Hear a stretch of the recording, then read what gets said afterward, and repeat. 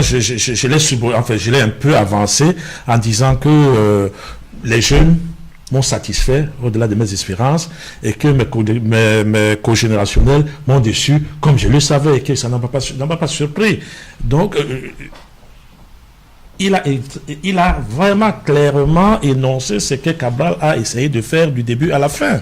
Et justement, les pesanteurs et les égos des autres qui les regardaient de haut en disant nous on y connaît, nous ceci, nous on est des anciens, ceci, cela. Et je crois que je vous l'ai dit, peut-être que j'aurai le temps de vous dire, je peux même commencer maintenant, si tu me permets, dire par exemple que quand on voit un Mouna s'allier 36 heures avant l'élection, c'est parce qu'il faut en rire ou en pleurer. C'est vraiment pas, c'est-à-dire c'est d'un cocasse, et ça ne m'a pas déçu. Ça ne m'a pas déçu. Voilà un type qui se rallie à 36 heures. Pourquoi? Parce que les sondages lui ont dit qu'il aura 1% ou 0,5%. C'est tout. C'est tout. Quand est-ce qu'on va encore travailler un programme à 36 heures? Quand est-ce qu'on va faire quoi que ce soit? Et mon ami Pendaï Koka aussi qui apparaît là, dont on ne sait pas, il sème la zizanie un peu comme ça. On ne comprend pas très bien. On comprend pas très bien. Et le professeur Maurice Kampt, par exemple, quand j'entends le professeur Maurice Kampt dire à un moment donné qu'il aurait voulu qu'il y ait des observateurs étrangers, j'ai envie de me cogner la tête contre le mur. Moi qui ne rêve que de l'indépendance des nations africaines. Il faut qu'aujourd'hui, d'une infantilisation inimaginable, qui nous reproduise du souping en disant qu'il faut que, c'est moi qui ai gagné, je demande à Biya de quitter le pouvoir. Excusez-moi, s'il vous plaît. Non.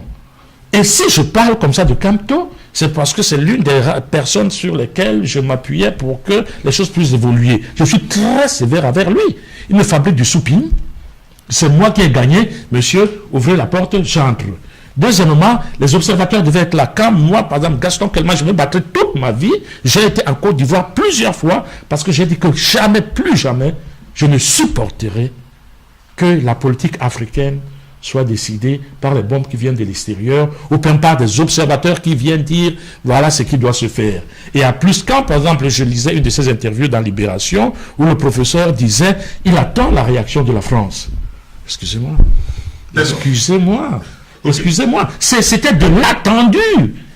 Et que cet homme-là, de ce talent, alors tout le monde dit ouf, on a échappé d'elle. Excusez-moi. Je suis très sévère avec on a même âge.